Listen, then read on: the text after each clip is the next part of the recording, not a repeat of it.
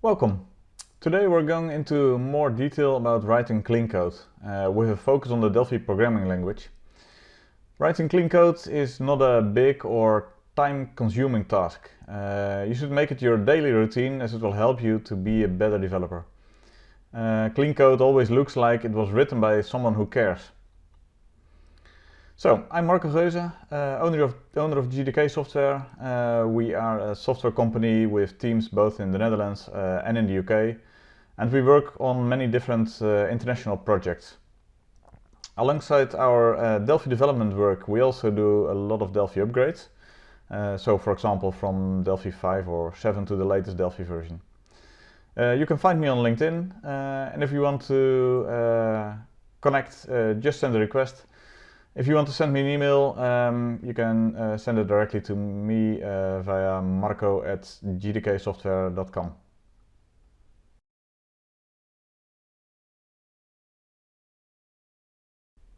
Today we're going to talk about clean code and why you want to write clean code. This talk will have a focus on the Delphi programming language, but the first couple of minutes will be about some universal principles before we dive into the code. So, what is clean code and software craftsmanship all about? The most popular definition of clean code is code that is easy to understand and easy to change. The concept of clean code is introduced by Robert C. Martin, who has written the Clean Code book. So why should you care about writing clean code? You simply make better use of your time. If you are working on a project, it's easy to forget things you did in the code, especially when your client comes back, for example, with some changes later on in the project. So clean lines of code makes it easier to change your code. Another reason is that it's easier to get new developers on board. As there is no need for documentation, a new developer can directly jump into the source. Another one is that it's easier with debugging. So whether you write dirty or clean code, bugs are inevitable. But clean code will help you to debug faster, regardless of how much experience or expertise you have. And lastly, it's more efficient for maintenance. And with maintenance, I don't mean bug fixing, because as the project grows, it will need new features or changes to the existing features. So, of course, you can change bad code and clean it up, but it's very expensive to do.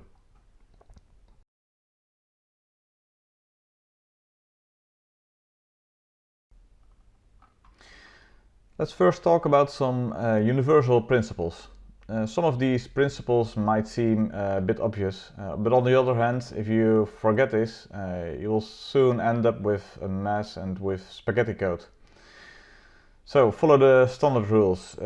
Should be an easy one, right? So we are used to certain structures in Delphi, like how you construct a class and how you structure procedures and functions. But structure also means follow the rules, if you will, on the project that you are working on. So keep the same structure and don't go on a completely different path. The KISS principle is very important, and this is exactly how you should code if you want your code to be clean. Since we spend most of our time reading code instead of writing it, we should put a lot of effort into keeping the code as simple as possible. So this makes it not only easier for other developers to read and understand your code, but also for your future self. Although this principle might seem simple, it's quite hard to execute. In order to keep your code simple, you should reduce complexity as much as possible. This means that simpler is always better. However, you should never sacrifice readability or maintainability in order to make your code look more simple. So third one, duplication might be the source of all evil in software. I say it again, don't repeat yourself. we see quite a lot of source code, and if it's duplicated, you will end up with little differences in the duplicates, and it's very difficult to keep track of all the changes. Well, Boy's code rule applies as well, so make sure to leave the code cleaner than you found it. It's a little bit of an effort maybe, but if you touch some code or have to change it, make sure to improve it, even if it's a little bit better. You will end up with a better maintainability of the whole source code base. And it's inevitable that you walk into some problems eventually when writing code. So how you solve these problems can have a great impact on the cleanness of the code. So as a rule of thumb, you should always look for the root cause of a problem. So let's say if you get an error on a SQL statement about missing parameters, using, for example, the 5 times why might help you to find the root cause of this problem. So why was this parameter empty? So because the procedure accepts nil as a value. So why does it accept nil? Because this value might not be set by the user. So why can the user forget to set this value? Because it's not checked when a user saves the form. So in this case, the root cause is that the system allows a user, for example, to put in empty values. So we have to fix that instead of, for example, check the parameters and work around this to execute a SQL statement. So as I said, this technique is called the 5 times why. So keep asking why. And this helps you finding the root cause of a problem. So let's talk about classes and objects. How can we apply clean code to classes and objects in Delphi? The first principle is to hide the internal structure of classes. This means that you only want to expose functionality to interact with the class. I'll give you a quick demo of what I mean. So we have here 2 classes, the tCar and the tDriver class. And with this tDriver class we have a private list of the cars a driver owns. So there are just 2 procedures, one the constructor to create this class and the second one to add a car to his list. And the only thing this procedure does is add the car to the car list. So a very easy and good to understand example, I think. Because right now we can't access the internal workings of this class. So what happens if you want to loop, for example, through the list of cars a driver possesses? So one option would be to simply add a property, let's say car list, which is an interface list of the tCars. And we can read the car list and write the car list. So this works, of course. You can now loop through the car list a driver has. But the thing is, you now expose the internal workings of a class, because once you have access to this list, you can use this one, for example, to add a car to the list of cars a driver has. And that is a bit problematic, because right now this function is just one line to add the car to the list. But let's say we want to do a couple of checks to see if this car might be added to the list or not. If we implement these checks here, but we expose the internal working of this list via this property, you can simply override these checks, because you can access the list of cars directly.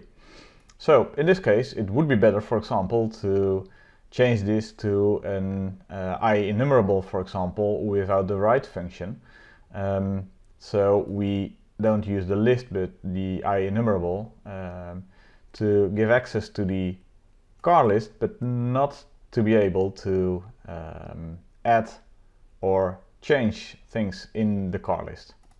And even better would be maybe to make a specific enumerator for this one. But just to show you what happens if you expose the internal workings of a class. And this one is quite easy, but as you understand, if you have large classes and you expose the internal workings, it can be a bit tricky.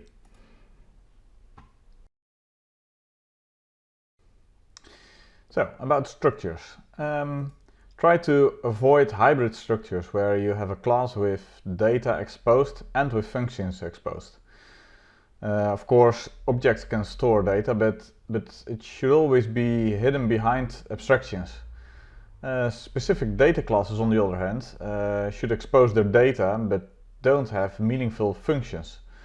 To give you an example in Delphi, don't override the dataset to add, for example, business logic to this dataset, but separate these two. Classes, these should be small with one responsibility and one reason to change. If you know the solid principles, you know this is one of the solid principles, the single responsibility principle. So the idea of this principle is that it's all about people. So when you write a software module, you want to make sure that when changes are requested, those changes can only originate from a single person or from a single tightly coupled group of people, representing a single defined business function. So that's one of the reasons why we don't mix business rules with the user interface, for example. So we don't mix SQL queries with communication protocols. We keep code that is changed for different reasons separate, so that changes to one part will not break other parts. In Delphi, this means, for example, that you don't write code and you don't write your business logic directly behind an on-click of a button, but also that you don't use one data module for both retrieving data for a database, for example, and generating reports. So if you find this difficult to remember, just keep in mind that in this case smaller is always better. I have another video about dependency injection and why you should use it. So for now, just a very brief example in Delphi, including this last bullet points about the levels. So in this example, I have two classes, the T language tools class and the T word app class. This T word app class makes use of the language tools, as you can see right here in the constructor. We create an instance of the T language tools class and we use a function of this class. Although this is very regular Delphi code, so it works, it compiles, it runs, it's not very clean code. Because right now we have a very tightly coupled relation between these two. So you can't have the T word app without having the T language tools.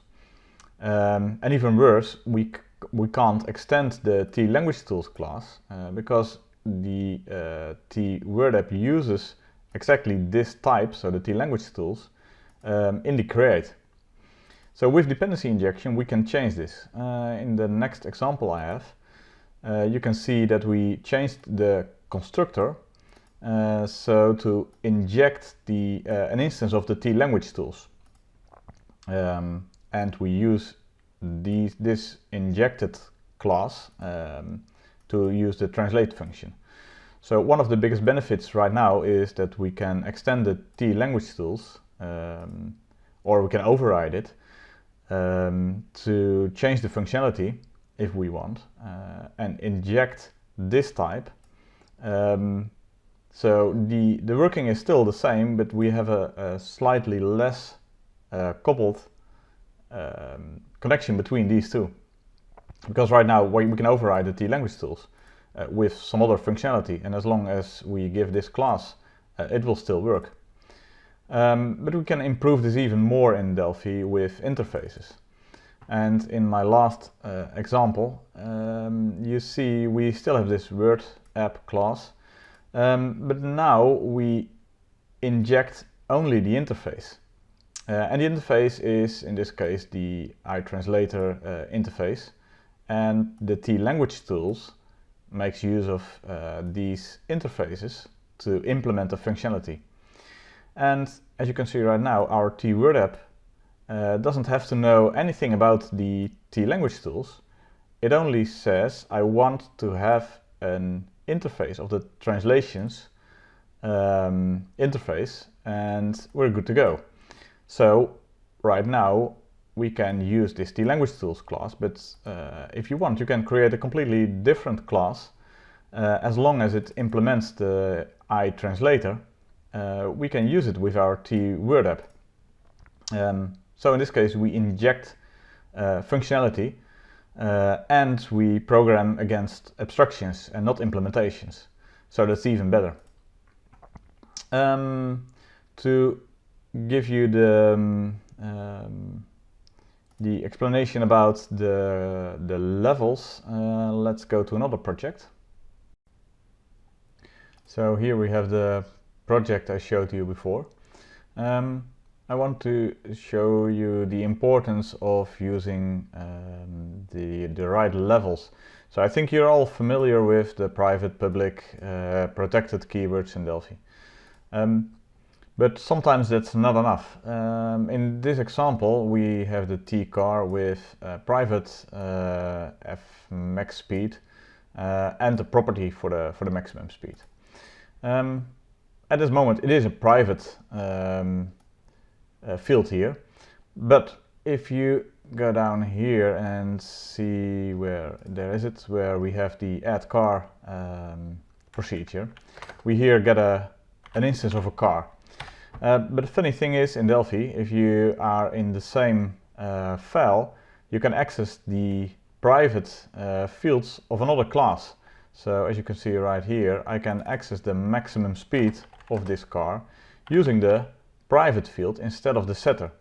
And this is problematic because, again, if you remember from the first bullet point, you want to show the inner workings of a class as much as possible. So you want to hide these private fields and private functions.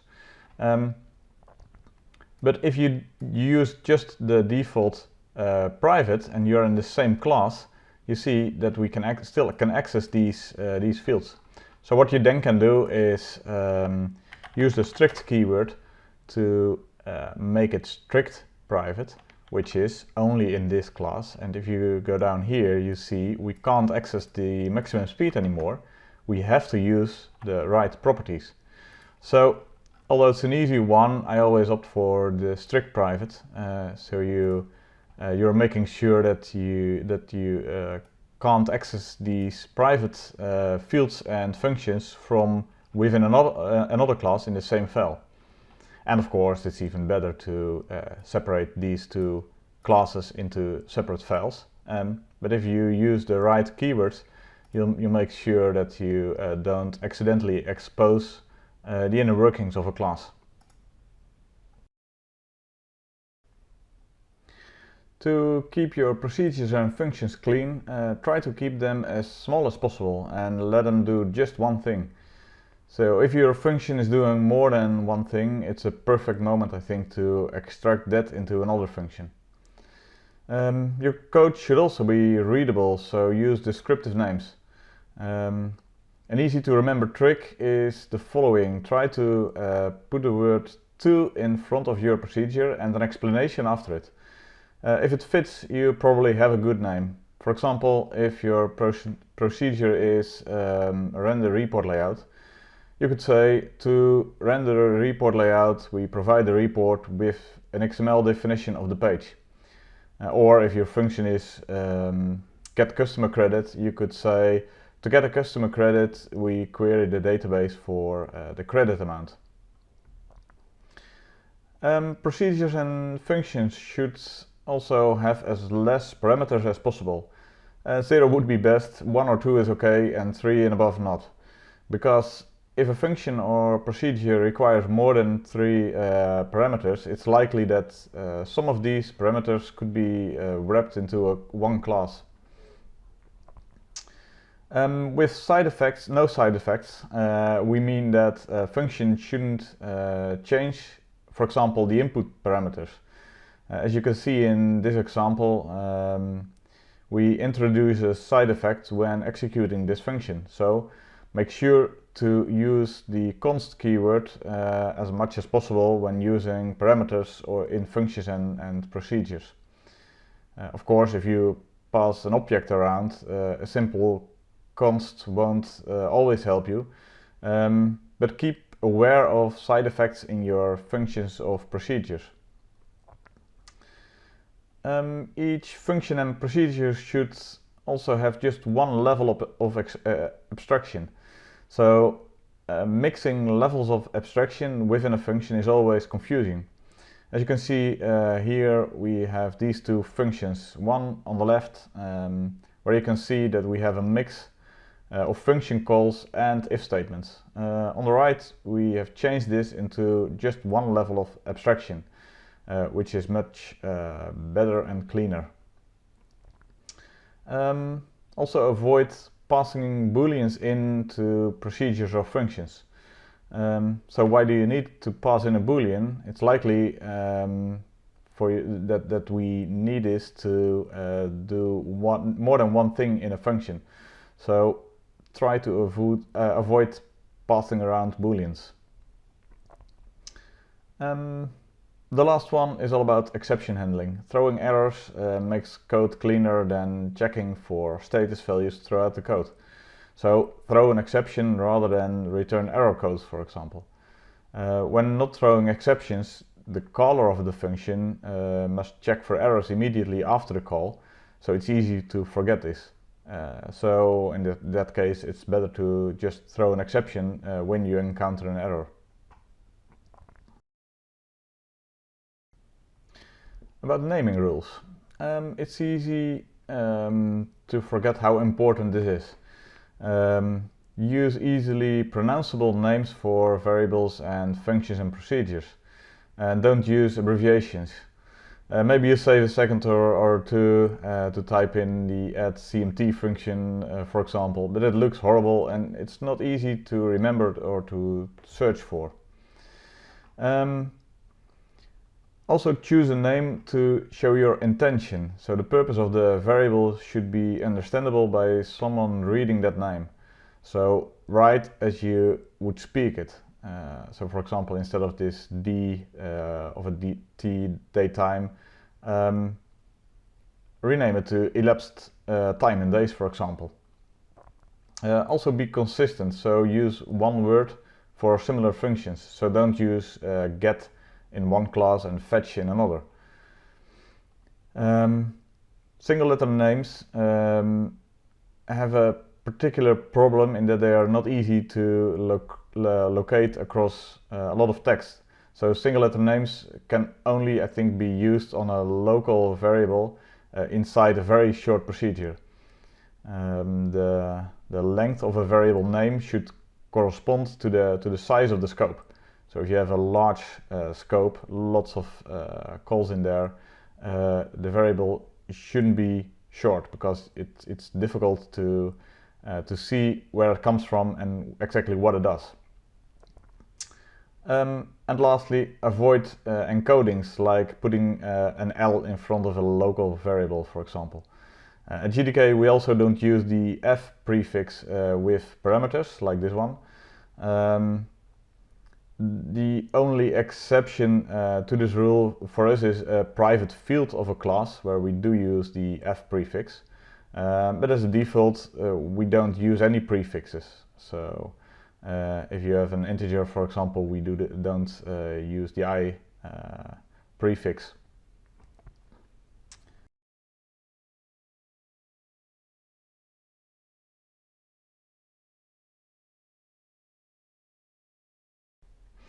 I'll go over this one quickly. As Robert C. Martin pointed out, comments are failures to express yourself in the code. Comments are always difficult to maintain, don't tell the truth about the code, so try to avoid it as much as possible. They are almost always out of date or redundant. So with the help of the tips I showed you before, your code should explain itself, so there's no need of comments. Also, don't comment out unused code, just delete it. You'll have a source control system anyway, so if you would need the code, you can always get it back from your source control system. The only reason to ever use comments is to express the importance of certain points in the code. But that is really the only point where you may use comments, and otherwise just skip them and make your code readable.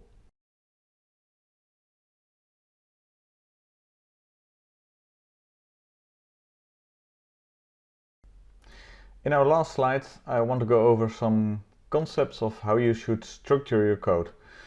This is important because we do read quite a lot. So if you have to change a function, fix a bug, or extend a procedure, for example, you're always reading code. So the better readable code, the easier it is to find your way in the code. Okay, so the first one is to structure concepts. Concepts or code blocks that are closely related should be kept vertically close to each other. As you can see in this short example, we have two distinct concepts, so group the two in two separate blocks. Especially if you have some longer functions or procedures, this will hugely help you reading the code. If you declare a variable, always try to keep this variable as close as possible to where you intend to use it. So never use global variables, but use local variables as much as possible. With the new language features of Delphi, you can even do this, although I'm not completely convinced this is readable code, as the concept is quite new and different than we are used to in Delphi.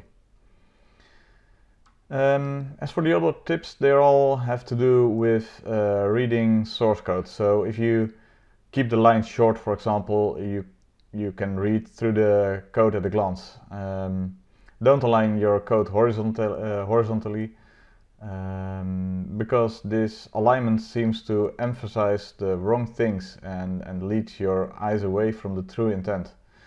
So don't break indentation. If you have an indentation in if statements, for example, use them in a consistent way.